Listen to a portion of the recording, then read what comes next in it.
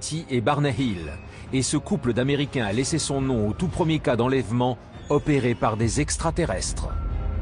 Ce que les époux Hill vont raconter est absolument incroyable. Dans cette vidéo informative, et dont les sources sont d'ailleurs en description, nous allons découvrir l'histoire de Betty et Barney Hill, un couple qualifié à l'époque de couple moderne parce que Barney était noir et Betty blanche. Et j'ai dit à l'époque parce qu'on est dans les années 60, une époque importante pour les Afro-Américains, une époque marquée par le symbolique discours « I have a dream » de Martin Luther King. Un mariage interracial en 1960 n'était pas unique, mais il était loin d'être courant, même au sein des communautés libérales auxquelles Betty appartenait, car les lois sur le métissage étaient encore en vigueur dans 30 États. Au moment des faits, c'est-à-dire en 1961 dans la petite ville de New Hampshire, Betty, née en 1920, avait 41 ans et Barney 39 ans. Betty travaillait dans l'aide sociale à l'enfance dans la ville de Portsmouth, tandis que Barney était un employé à la poste qui s'investissait aussi dans le droit civique des Afro-Américains en siégeant à la commission des droits civiques du gouverneur du New Hampshire. Betty et Barney Hill. La rencontre. Le soir du 19 septembre 1961, les Betty et Barney Hill vont vivre une expérience inédite. Selon le récit qu'ils ont livré, leur rencontre du troisième type s'est déroulée aux environs de 22h30 le 19 septembre 1961. Les Hills reviennent en voiture de leurs vacances, un road trip qui les avait emmenés des chutes du Niagara à Montréal. Une fois dans le sud de Lancaster, dans le New Hampshire, Betty remarque un petit point lumineux dans le ciel, se mouvant depuis le dessous de la lune. Elle a d'abord pensé, comme on l'aurait pour la plupart pensé, qu'il s'agissait d'une étoile filante.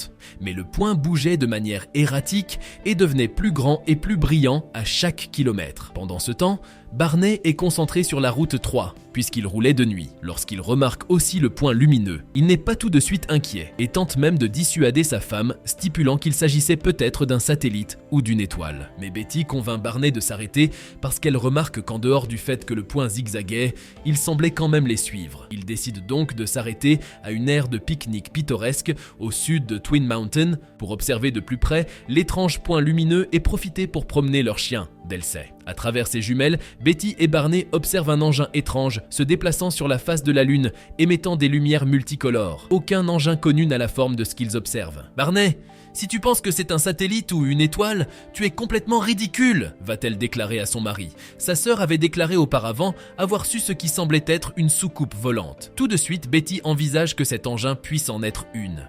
Barney, lui aussi, est descendu avec ses jumelles.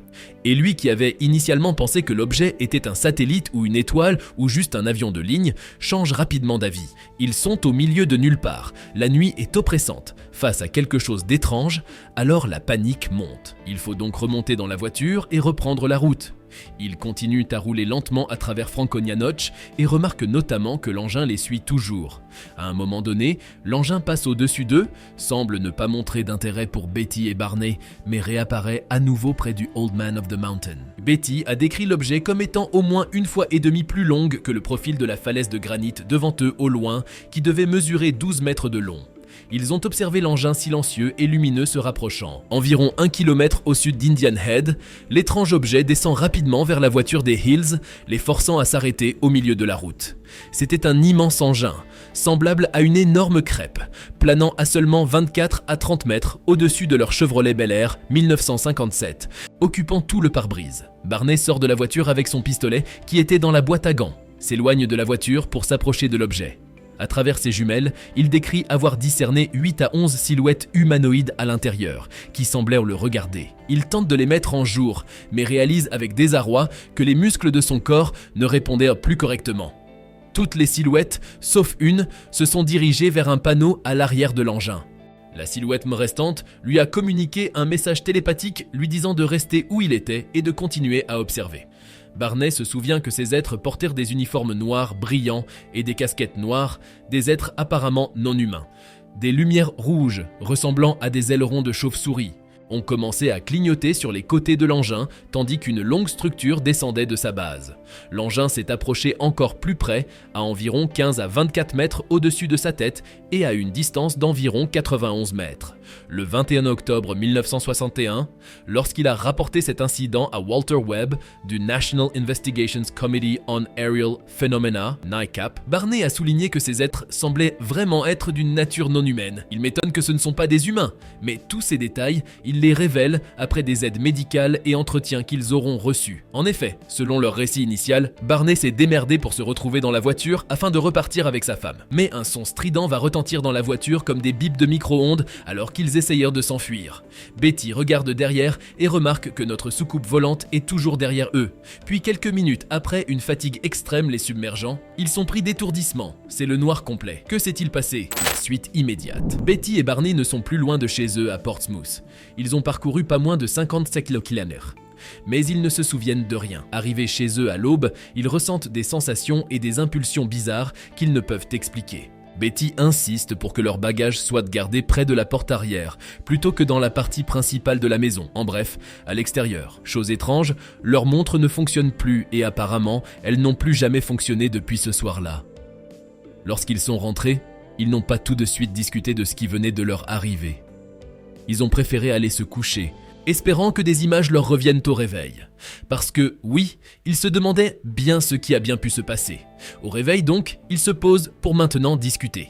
Très tôt, ils font des remarques et des interrogations surgissent. En dehors de leur montre à l'arrêt qu'ils découvrent, Barney remarque que la courroie en cuir des jumelles était déchirée, bien qu'ils ne se souviennent pas qu'elle se soit déchirée. Les orteils de ses meilleures chaussures de ville étaient éraflés. Barney dit avoir été contraint d'examiner ses parties génitales dans la salle de bain, en raison des sensations de la veille, mais n'a rien trouvé d'anormal. Ils ont pris de longues douches pour éliminer toute contamination éventuelle. Ils décident de se mettre chacun dans un coin pour dessiner ce qu'ils avaient observé. Leurs dessins qu'ils vont se partager ensuite se ressemblaient énormément. Cela signifiait pour eux qu'ils avaient donc vu la même chose. Ce n'était donc pas un rêve.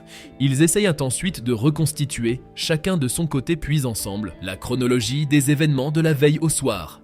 Mais quelques instants après, ils entendent des bourdonnements et leurs souvenirs deviennent davantage incomplets et fragmentés. Après avoir dormi quelques heures, Betty se réveille et range dans son placard les chaussures et les vêtements qu'elle avait portés pendant le trajet. Elle va constater à ce moment-là que la robe qu'elle portait était déchirée au niveau de l'ourlet, de la fermeture éclair et de la doublure. Plus tard, lorsqu'elle va récupérer les articles dans son placard, elle va également remarquer une poudre rosâtre sur sa robe. Elle a suspendu la robe à sa corde à linge et la poudre rose s'est envolée, mais la robe était irrémédiablement endommagée. Elle a jeté la robe dans un premier temps, puis s'est ravisée, a récupéré la robe et l'a accrochée dans son placard. Au fil des ans, 5 laboratoires ont effectué des analyses chimiques et médico-légales sur la robe. Le coffre de leur voiture présentait des cercles concentriques brillants qui n'y étaient pas là la veille à leur départ. En découvrant les cercles sur la voiture, l'un des deux avait une boussole qui avait commencé à s'affoler. Ils ont donc remarqué que lorsqu'ils approchaient la boussole des points, l'aiguille tourbillonnait rapidement. Mais lorsqu'ils l'éloignent de quelques centimètres des taches brillantes, l'aiguille retombe. L'expérience est intrigante et eux-mêmes savent que la raconter à n'importe qui au risque d'être pris pour des gens atteints de problèmes psychiques. Mais heureusement, une personne pouvait les écouter. Janet, la sœur de Betty, celle qui était convaincue d'avoir vu une soucoupe volante quelques années plus tôt. Après avoir livré leur expérience à Janet, celle-ci les persuade d'aller la raconter à la base de l'armée de l'air qui se trouve près de chez eux. À l'époque, c'était la démarche à entreprendre lorsque quelque chose d'étrange est aperçu dans le ciel. Rapport initial à l'US Air Force et au NICAP.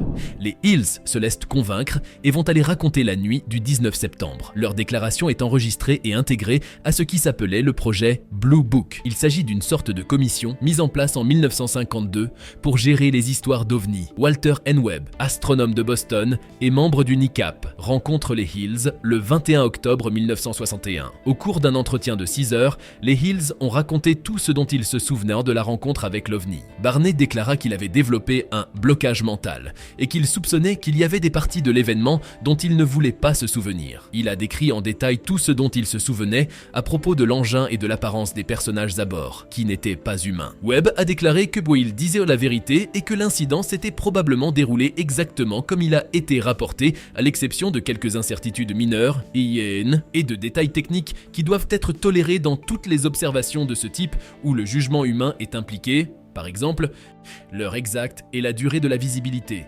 les tailles apparentes de l'objet et de ses occupants, la distance et la hauteur de l'objet, etc. Après avoir examiné le rapport initial de Webb, Jackson et Homan ont engagé une série de questions avec les Hills. L'une de leurs principales préoccupations concernait la durée de leur voyage. Bien que les Hills aient noté qu'ils étaient rentrés chez eux plus tard que prévu, ils ont été encore plus surpris quand on leur a expliqué qu'en fait, ils étaient arrivés chez eux 7 heures après leur départ de Colebrook au lieu d'être rentrés 4 heures après leur départ. Lorsque Homan et Jackson ont souligné cette anomalie, le couple n'a en effet pu fournir aucune explication, ce qui correspond à ce que les ufologues appellent souvent un cas de temps manquant. Les Hills ont déclaré ne se rappeler presque rien des 35 miles de la route américaine 3 entre Lincoln, Indian Head et Ashland. Ils se souviennent simplement d'avoir vu ce qui semblait être un orbe enflammé sur le sol qu'ils ont initialement pris pour la Lune. Bien que Homan et Jackson aient noté que la Lune s'était déjà couchée plus tôt dans la soirée.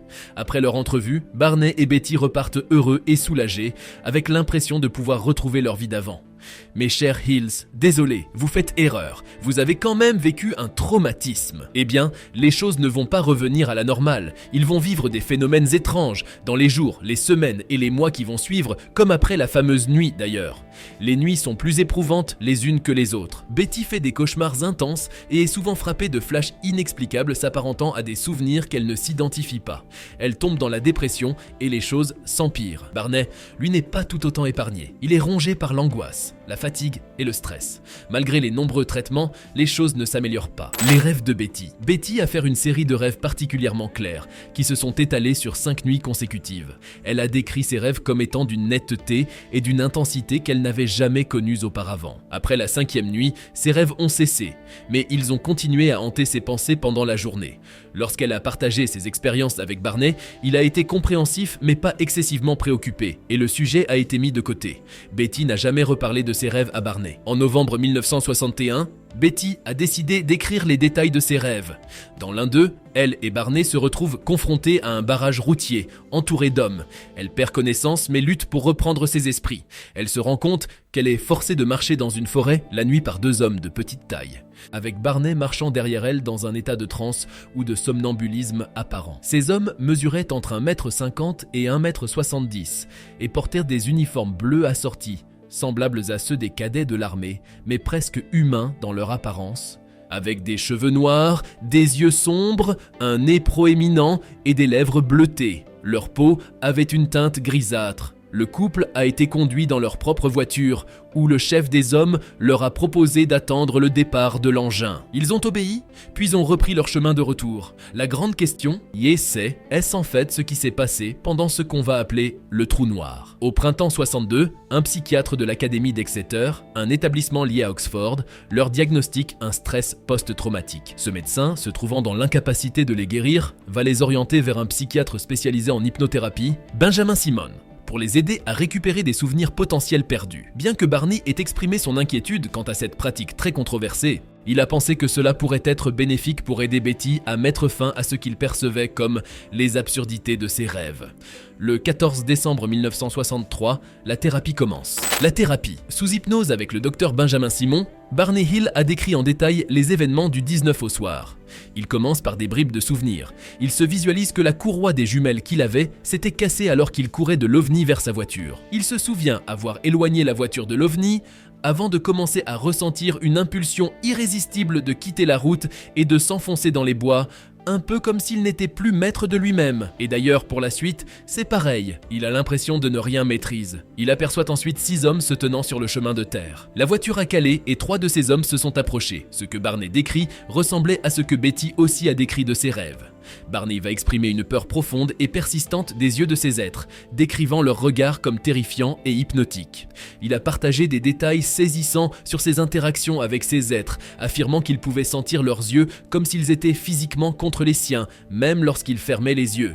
Séparé de sa femme, il raconte avoir été amené à bord de l'engin où ils vont l'examiner. Il se retrouve sur une table comme un cobaye, subissant des tests. Barney pense même que de l'ADN a possiblement été prélevé.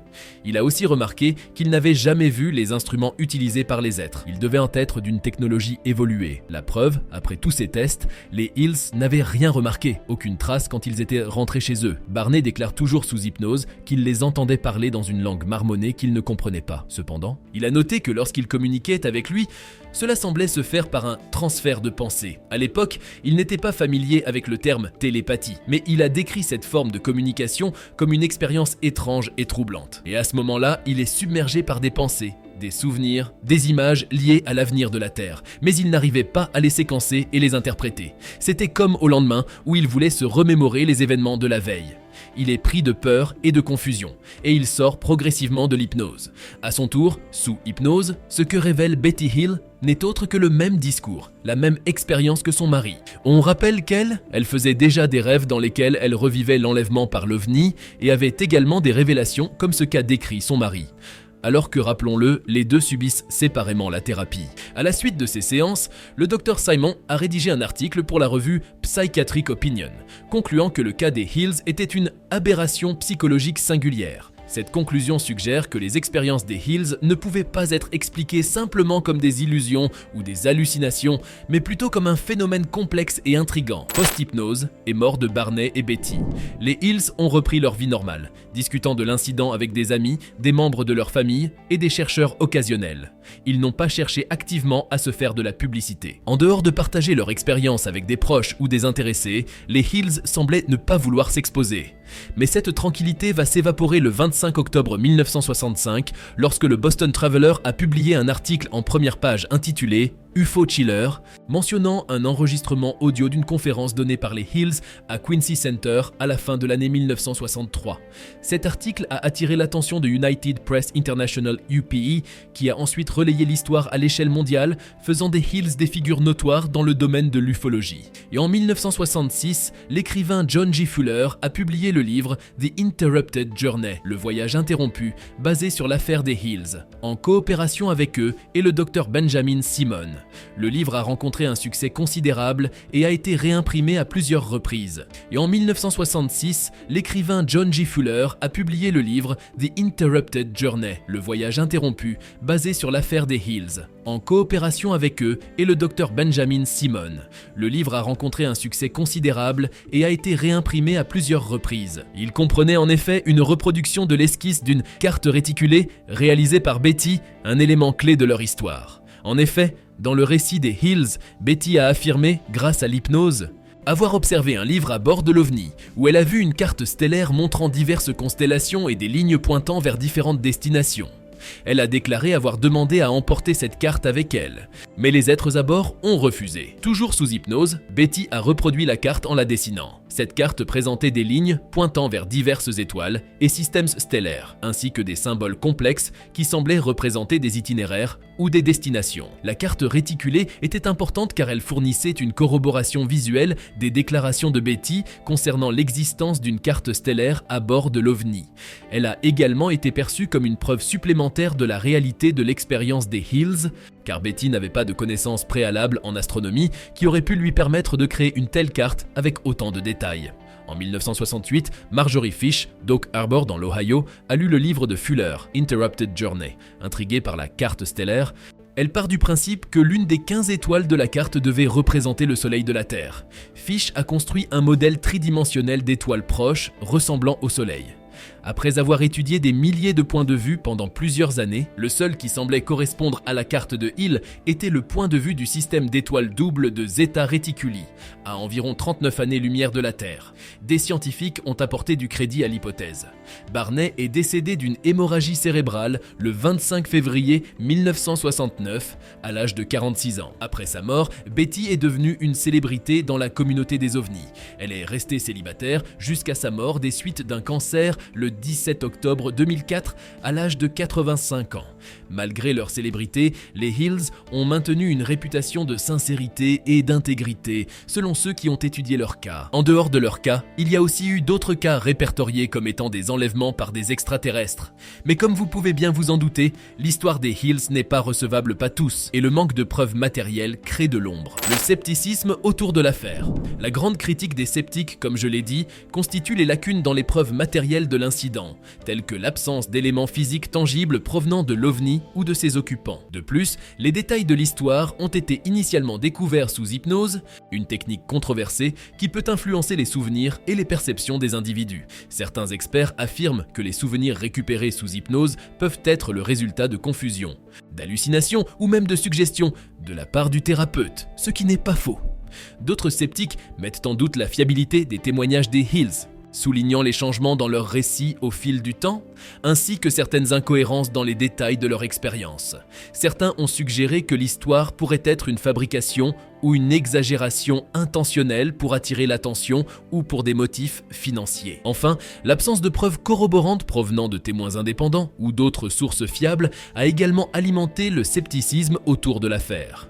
Malgré l'attention médiatique considérable et les enquêtes menées, certains restent convaincus que l'affaire Betty et Barney Hill relève davantage de la fiction que de la réalité, faisant de cette histoire l'un des cas les plus controversés et débattus dans le domaine de l'ufologie. Enlevés par des extraterrestres, les Hills n'ont pas été les seuls à réclamer être enlevés par des aliens. En 1967, une autre Betty, peut-être un prénom choyé par les aliens, Betty Andreasson, une habitante du Massachusetts, aurait aussi été enlevée par des extraterrestres. En 1975, ce sera au tour de Travis Walton de faire des révélations. Mais plus récemment, un ancien militaire américain a affirmé avoir été enlevé par des extraterrestres dans son sommeil pendant 3 mois et 18 minutes en temps terrestre. Alex Collier est visiblement le dernier en date à avoir été enlevé à sa planète par nos amis extraterrestres. Ces créatures extraterrestres, qu'il nomme Vicéus et Moronani, lui auraient laissé un message grave à l'attention du reste de l'humanité. D'après son récit, les extraterrestres lui ont révélé que l'univers a plus de 21 milliards d'années et compte un total minimum de 135 milliards d'êtres humains, dont environ 8 milliards vivent sur Terre. Il ajoute que les humains devraient en bientôt trouver d'anciennes ruines extraterrestres, bien qu'il n'y ait aucune preuve solide suggérant qu'ils existent réellement et que nous les ayons rencontrés. Selon Collier, cette rencontre extraordinaire lui aurait également révélé des détails sur sa propre destinée, affirmant qu'il avait vécu il y a 62 000 ans et qu'il était mort en tentant de résoudre un conflit entre 2 races extraterrestres.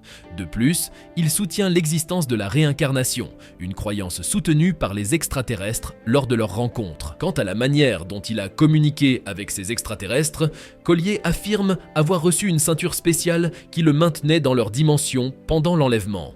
Cette ceinture aurait permis à ces atomes, molécules et cellules de rester ensemble y formant un cocon autour de lui pour l'aider à exister dans leur dimension. Alors, que pensez-vous de cette histoire? Celle des Hills fascine, suscite toujours de l'engouement. C'est même cette histoire qui a permis de populariser le mythe des gris désignant les hommes venus d'ailleurs.